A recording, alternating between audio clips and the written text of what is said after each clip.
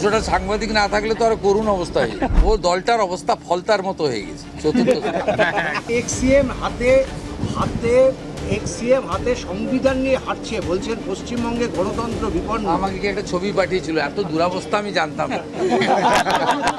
এত দুরাবস্থা, এক ঝুড়ি লোক, 150টা লোক আসেনি। আপনারা তো সাংবাদিকরা গেছেন 200 জন, আপনার 200টা সাংবাদিক না থাকলে তো আর করুণ অবস্থা হয়ে যেত। তারপরে রাজ্যসভা লোকসভা মিলে এতগুলো এমপি শুনলাম, 3টে এমপি গেছে, 6 জন এমএলএ গেছে। ও দলটার অবস্থা ফলতার মতো হয়ে গেছে চতুর্থ। কোনো বিধায়ককে 20 বার পর্যন্ত ফোন করছেন যুবরা, সেই দলের কোট আনকোট, যে তারা আমি তো অসুস্থ শুনেছিলাম। মনে করেছেন এরকম। অসুস্থ হলে ফোন করা যায় নাকি? স্যালাইন টেলাইন কিসব চলছে? আগে আপনি তারকেশ্বর এসেছিলেন? আরে আমি তারকেশ্বর ধামে একবার নয়, রাম মন্দির মাথায় নিয়ে খালি পায়ে হেঁটেছি গোটা তারকেশ্বর। এর আগে পাথর বৃষ্টি হয়েছিল বিজেপির র্যালিতে। আপনি জানেন না, এখানে যেদিন ওই যেটাকে লোক হারিয়ে দিয়েছে 31,000 ভোটে, ও রাম মন্দিরকে অপমান করেছিল, আমি খালি পায়ে গোটা তারকেশ্বর শহর আমার হাঁটা আছে 4 কিলোমিটার। 4 এপ্রিল থেকে 6 এপ্রিল, 6 এপ্রিল এখানে পশ্চিমবঙ্গেও ভারত ভুক্তির রেজুলেশন পাস হয়েছিল, যার মূলে 1947-এর 20 জুন আমরা বাঙালি হিন্দুদের হোমল্যান্ড পেয়েছিলাম এবং আমাদের পূর্ব পাকিস্তান অর্থাৎ পাকিস্তানে তদানীন্তন আজকের বাংলাদেশে যেতে হয়নি। আমরা পশ্চিমবঙ্গে ভারতে বসবাস করছি আছি। বাবা তারকনাথের দর্শন করতে পারছি, বাবার মাথায় জল ঢালছি, প্রণাম করছি, কপালে চন্দন লাগাতে পারছি।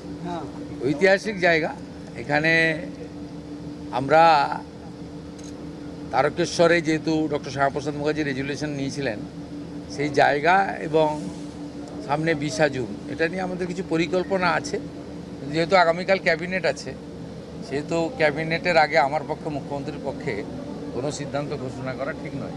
কালকে ক্যাবিনেট মিটিংয়ের পরে আমি নবান্নতে আপনাদের জানিয়ে দেব। কিন্তু এরকম একটা পবিত্র জায়গা দীর্ঘদিন এমন একজনকে করেছিল যাতে এখানকার মানুষের ট্রাস্টি বোর্ডের মাথা।